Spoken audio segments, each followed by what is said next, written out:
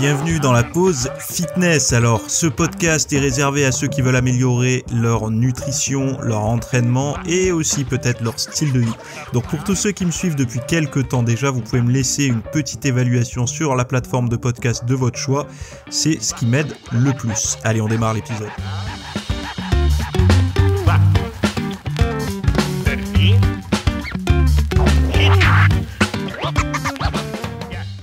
Salut à tous, nouvel épisode aujourd'hui. Donc aujourd'hui, on va parler de quand manger pour perdre du poids, donc à quelle heure, le matin, le soir et tout ça. On va parler de l'heure du sport également. Et on va parler de mémoire et peut-être, si on a un peu de temps, de la crise de la quarantaine. Bon, pour ceux qui sont intéressés du sujet de la crise de la quarantaine, j'ai fait un vaste sujet dimanche matin. Donc vous pouvez retrouver le lien directement dans les notes de ce podcast. Ça s'appelle Transformer votre crise de la quarantaine en motivation. Vous cliquez, vous y accédez et puis voilà.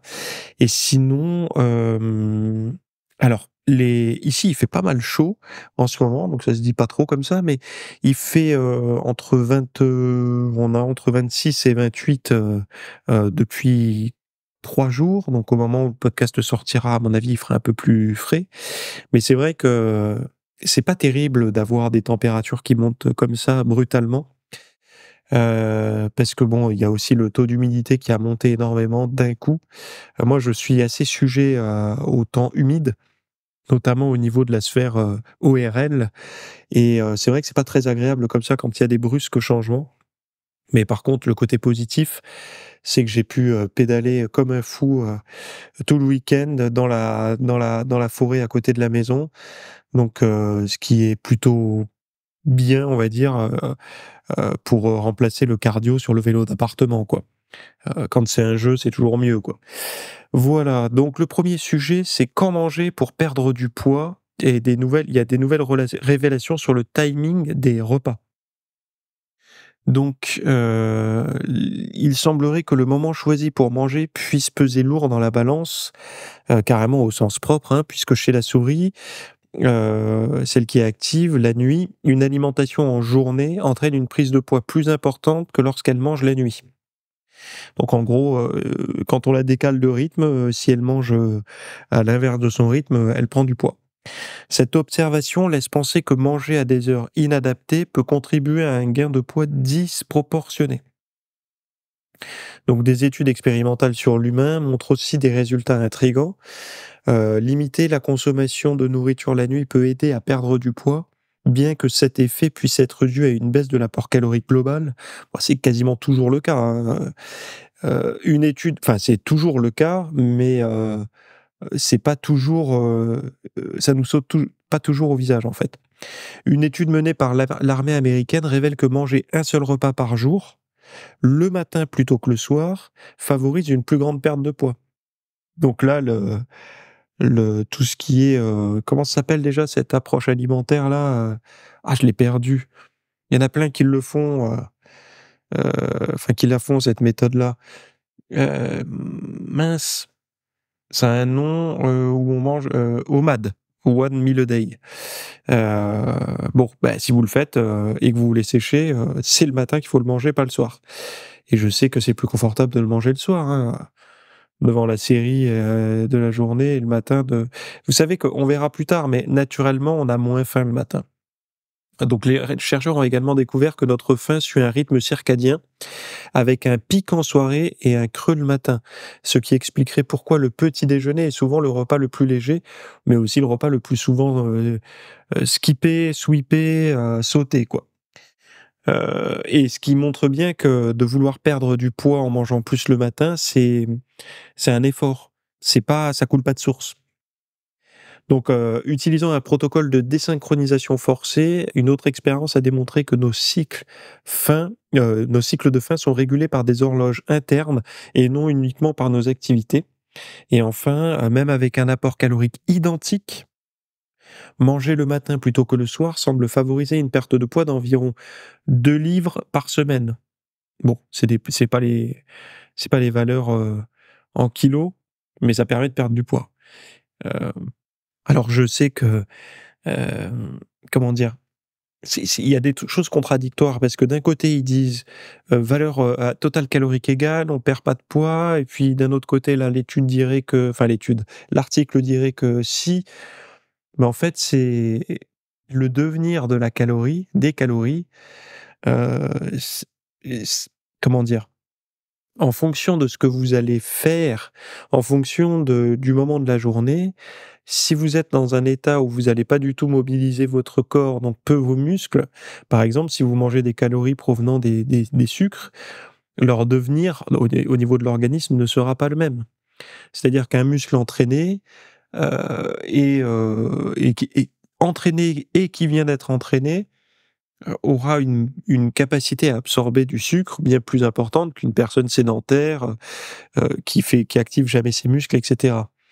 Donc, on voit bien que le devenir de ce que l'on mange diffère. Donc, si au lieu de remplir les réserves de glycogène au niveau des muscles, ça vient nourrir les adipocytes au niveau du tour de taille et du tour de cul, dans le miroir. Alors sur la balance, à terme, ça se verra aussi, puisque le glycogène, quand vous stockez, vous le brûlez quand même assez facilement à l'entraînement. Le gras, tintin pour le brûler, hein.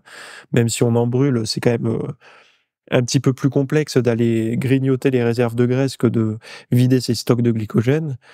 Mais bon bref, ce qu'on voit là quand même, c'est que, naturellement, on n'a pas très faim le matin et pourtant c'est le repas où si on veut perdre du poids, il faudrait manger le plus.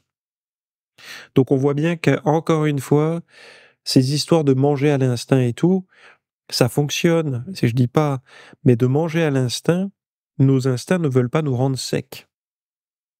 Notre instinct, il veut nous permettre de survivre. Donc, lui, il a aucune idée, notre instinct, des frigos, des rayons de supermarché. Lui, il voit calories, stocker, survivre en cas de privation de nourriture. Donc, si la modernité extérieure, donc tout ce qui va être l'apport calorique disponible en permanence dans nos frigos et placards, induit forcément des approches où on va devoir aller un peu à l'encontre de notre nature. Mais oui, parce que si on s'écoute tous, on mange trop. Si on s'écoute réellement, enfin, il y en a qui ont, comment dire? Un circuit comme ça, un circuit de la récompense, un circuit émotionnel lié à la nourriture qui est relativement, sain, on va dire. Mais pour, j'ai envie de dire, la majeure partie d'entre nous, on aime tous manger une pâtisserie, ça nous fait plaisir, du gras, du sucre, du sel, c'est plus appétant que de l'amer, de l'acide. Enfin voilà, on est, comment dire?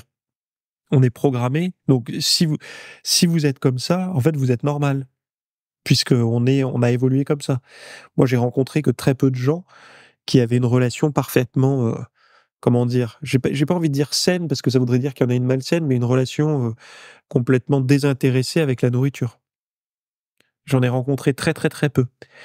Alors, j'en ai rencontré, il y a quelques années, c'était le bon, je vais pas dire qui c'est parce que bon, le podcast est quand même écouté, j'ai pas envie de raconter trop la vie privée, mais disons une personne très proche, un homme qui avait, le matin, il pouvait manger n'importe quoi. Vous pouvez lui donner, enfin n'importe quoi, il était capable de manger une glace, un Snickers glacé et tout ça. Il avait aucun et il mangeait pour se nourrir. C'est-à-dire que lui passait à table, il mangeait, c'était juste pour se nourrir et il repartait, quoi. Et en fait, déjà la première chose, c'est que, étant donné qu'il mangeait que pour se nourrir, il prenait pas du tout, enfin pour lui, plat préparé, vite fait et tout, voilà, il allait au plus simple quoi. Micro-ondable, zip, dézip et on mange et c'est terminé quoi. Donc même si il avait pas une attirance forte pour la nourriture, le sucre et tout, il mangeait pas non plus des barquettes de brocolis. Donc ça restait tout de même une approche, certes désintéressée, mais quand même, avec des aliments qui sont pas, heu, mauvais au goût, en tout cas. Mauvais. Je vais pas dire que les brocolis, c'est mauvais au goût, mais enfin, on se comprend, quoi, vous avez compris. J'en mange, quasiment tous les jours, mais je peux vous garantir que c'est le premier aliment que je mange et que je préfère derrière le morceau de viande ou le morceau de poisson, puis la source de légumineuses, de patates douces ou parfois un peu de riz complet que je vais avoir aussi. Voilà. Et peut-être qu'un jour, il faudra se dire que, bah, finalement, on n'a pas le choix, quoi. Faut un peu se forcer à certaines choses parce qu'on a créé tellement de confort autour de nous, notamment au niveau alimentaire, que ce confort se paie tôt ou tard. Donc si on veut pas y mettre un peu d'effort, c'est pas grave, hein, le tour de taille va s'élargir, les fesses aussi, les joues aussi. Et puis si on veut essayer d'y mettre un petit peu de limite, et ben là on arrivera à se réguler et vivre en accord, on va dire, avec les réserves de calories extérieures et heu et notre propre corps, quoi. Donc faites de la musculation, votre mémoire vous remerciera.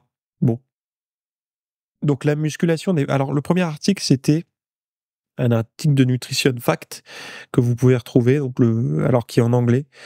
Le deuxième article est un article de Cerveau et Psycho, et là il est en français, vous pouvez le retrouver en français. Donc, faire de la musculation, est-ce que votre mémoire va apprécier? Donc la musculation n'est pas seulement bonne pour, les muscles, hein, elle pourrait également renforcer votre mémoire. Une étude récente a mis en lumière les bienfaits de l'exercice physique, en particulier de la musculation, sur les capacités cognitives, notamment la mémoire. Donc selon les recherches, l'activité physique régulière, incluant la musculation, stimule la production de certaines molécules comme le BDNF, Brain Derived Neurotrophic Factor, essentiel pour la santé neuronale et la plasticité cérébrale. Ces molécules favorisent la création de nouvelles connexions entre les neurones, un processus central pour la mémorisation. Bon, on le savait déjà pour le BDNF, là, euh, lié à l'activité physique, en partie lié au myokine, euh, mais que ça agit sur la mémoire. Disons que aujourd'hui, beaucoup d'entre nous, on s'en fout un petit peu que ça agisse sur la mémoire parce qu'on n'a pas l'impression d'en souffrir. Mais les plus épargnants d'entre vous y verront un intérêt pour le futur.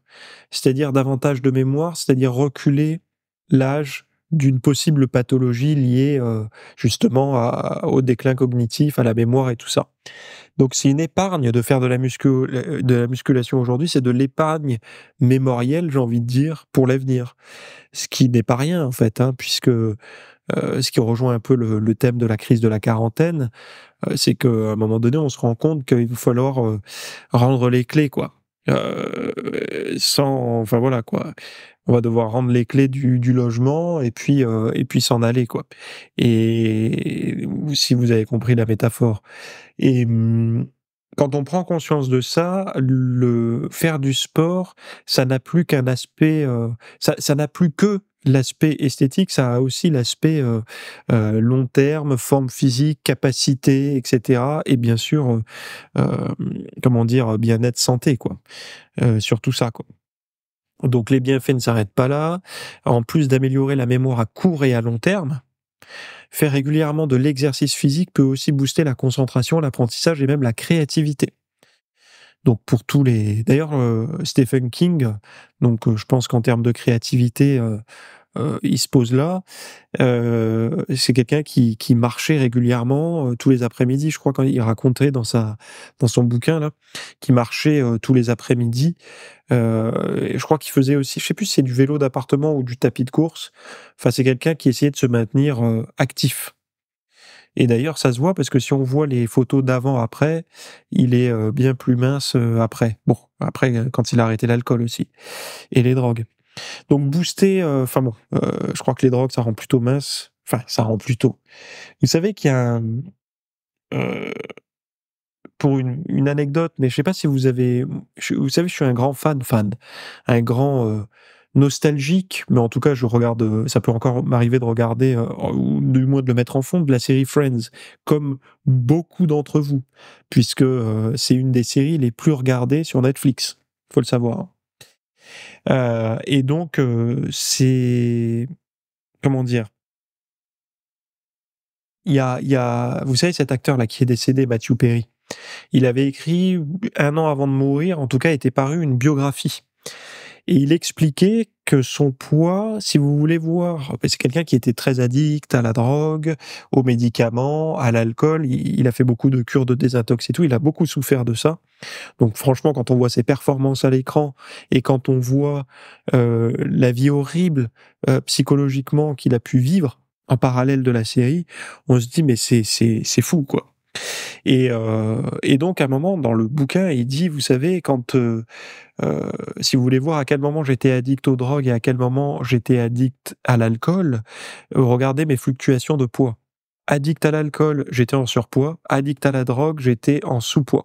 Donc maigreur, drogue, surpoids, alcool. C'est ce que lui dit dans sa biographie, il me semble. Reprenez-moi si je me trompe. Mais et c'est pour ça, ceux qui connaissent bien la série, c'est celui qui a le plus de variations de poids, quoi.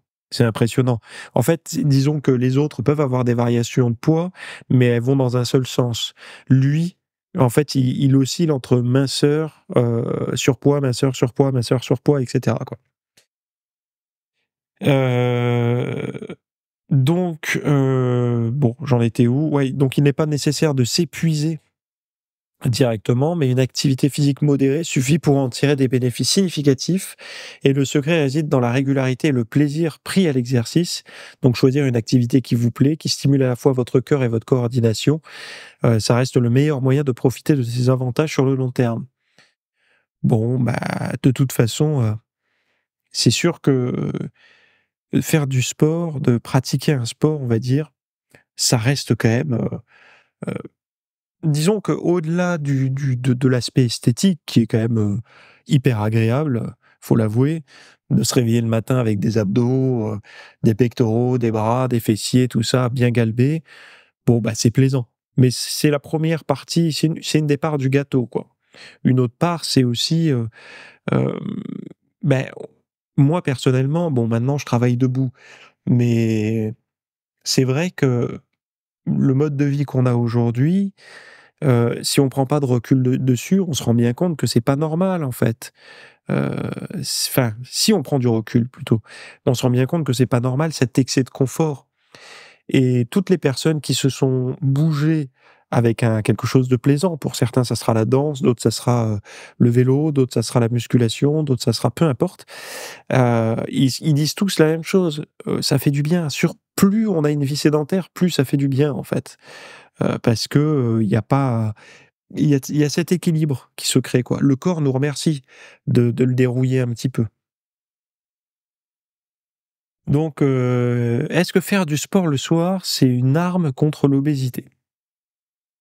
Eh bien, pour les personnes obèses, faire de l'exercice le soir pourrait être plus bénéfique que pendant d'autres moments.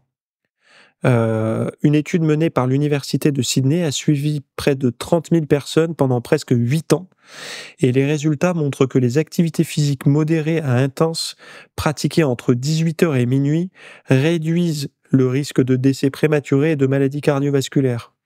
Ce type d'activité semble avoir des avantages significatifs pour la santé, surtout lorsqu'elle est régulière et bien intégrée dans le quotidien. Alors moi, ce qui m'intéresse, c'est sur l'obésité. Et il me semble qu'une des premières choses qu'on pourrait dire par rapport à ça, c'est qu'évidemment, on voit bien que le sport a tout un tas d'effets positifs sur l'organisme. C'est-à-dire que au niveau des triglycérides, au niveau de la glycémie, au niveau de la sensibilité à l'insuline. Donc forcément, et on sait aussi que les repas du soir, je vous l'ai dit tout à l'heure, sont ceux qui feraient prendre le plus de poids. Eh bien, si vous faites faire du sport à des gens qui prennent à un mauvais moment leur repas, vous allégez la charge de leur repas. Pour la simple et bonne raison que, euh, on l'a vu, hein, beaucoup d'études l'ont montré, que de faire du sport autour d'un repas qui va booster l'insuline, eh ben, c'était améliorer ce score-là. Donc, c'était améliorer la sensibilité à l'insuline, donc améliorer le devenir des calories, ne pas conserver une glycémie trop haute, stocker moins de graisse, enfin, convertir moins d'excès de sucre et de graisse en tissu adipeux. Bref, euh, ça se passe mieux au niveau du tour de taille, au niveau de la santé en général. Donc, c'est pas étonnant que de faire du sport à ce moment-là représente des effets plus intéressants.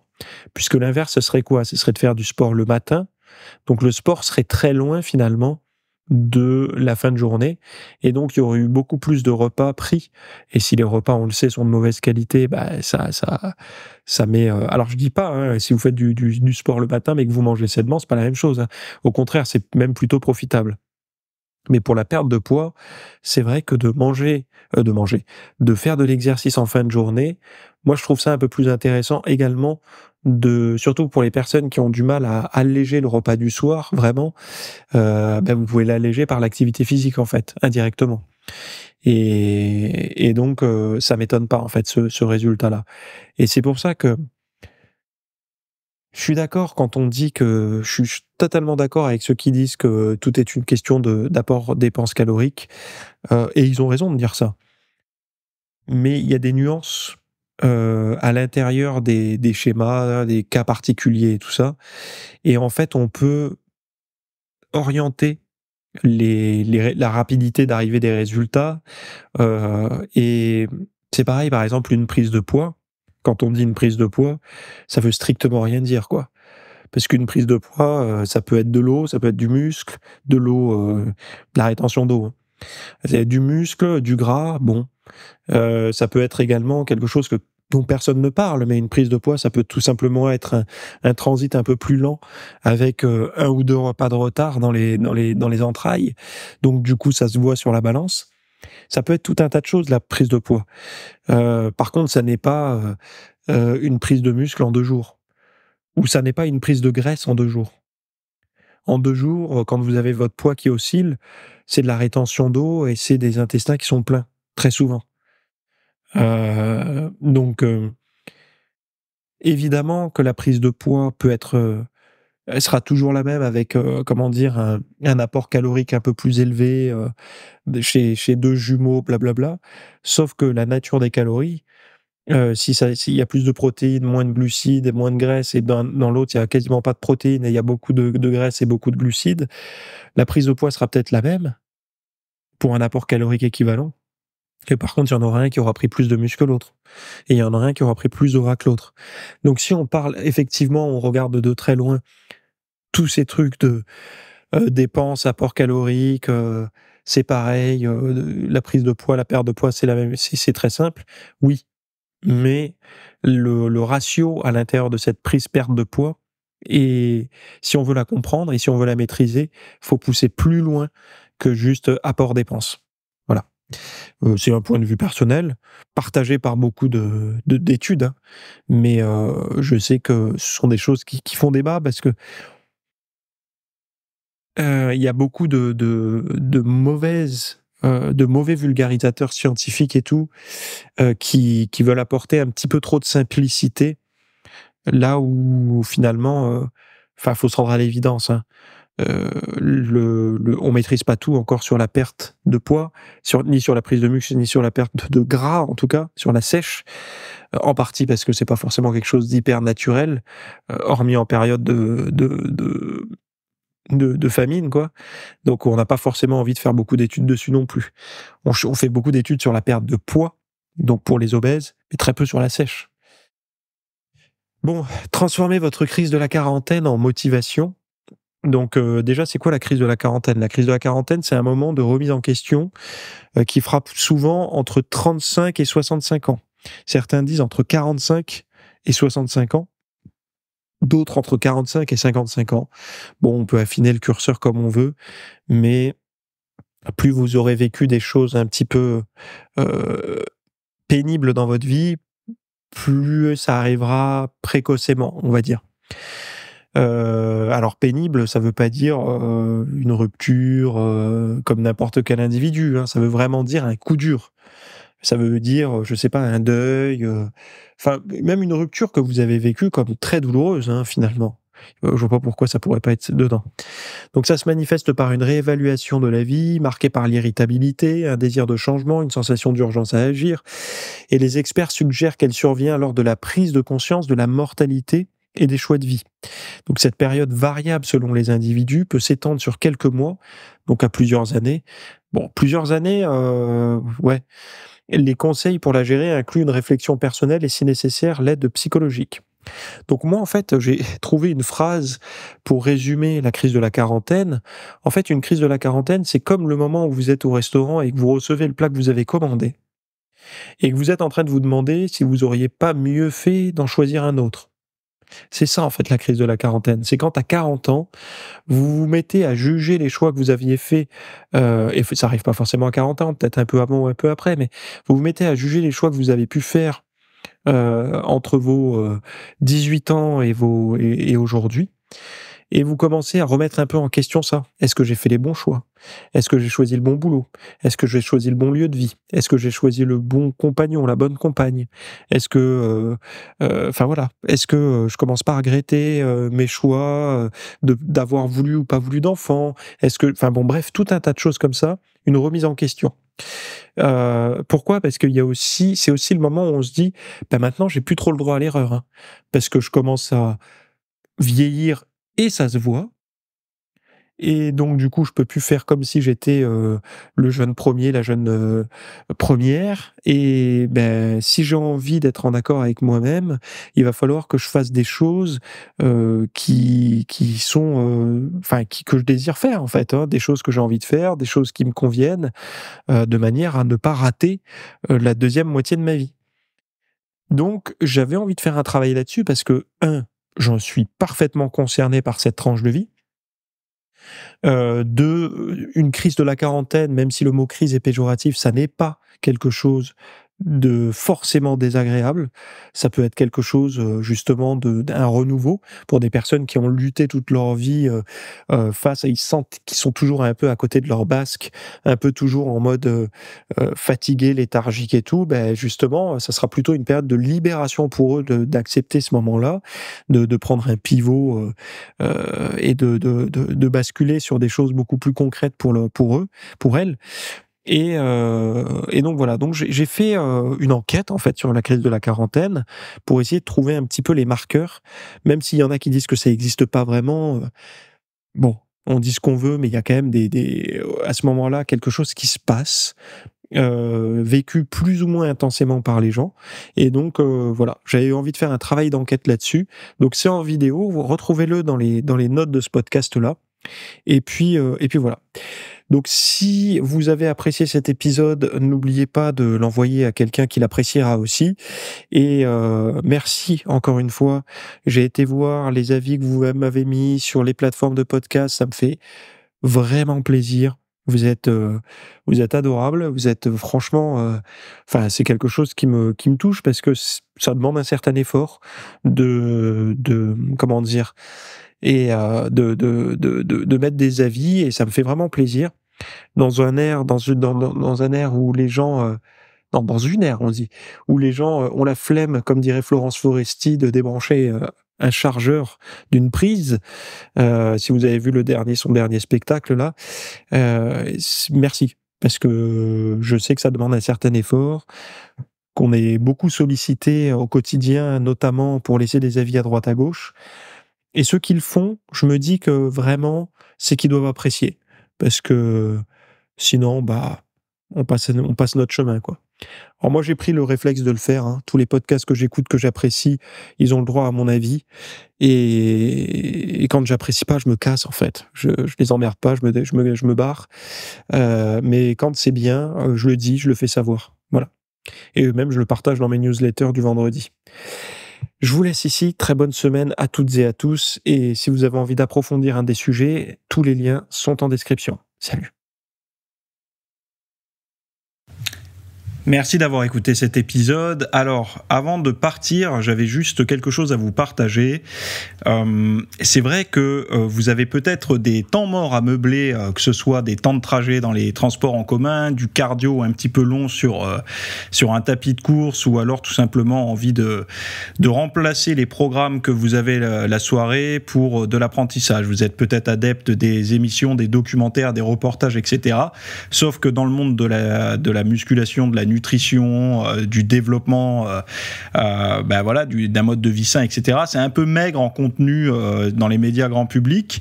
Et donc, ce que je vous propose, moi, personnellement, c'est d'aller faire un tour dans la bibliothèque alors, c'est un Netflix version fitness privée qui vous coûtera moins cher qu'un lavage auto au rouleau par mois.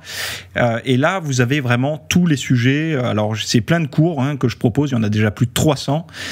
Ce sont voilà, sur le sommeil, sur les hormones, sur la nutrition. Donc, ça peut être pourquoi on a faim, pourquoi on n'arrive pas à tenir un régime, comment faire, quelles sont les solutions, mais aussi d'anatomie pour l'entraînement, des programmes d'entraînement. Donc, tout ce qui est lié à la perte de graisse, si vous avez du gras sur le bas du ventre depuis des années, ou alors si vous avez du mal à prendre de la masse musculaire, tous ces sujets du plus connu, entre guillemets, du plus recherché au plus pointu, tous ces sujets sont largement abordés dans cet espace VIP. Donc, pour rappel, pour y accéder, vous avez un lien en description. Si vous ne le trouvez pas, vous allez sur www.fitnessmiss.fr et vous faites devenir membre. Voilà, vous trouverez sur le site. Et vous accédez à ce contenu caché que vous pourrez écouter partout. Voilà, je vous laisse ici. Très bonne fin de journée à tous.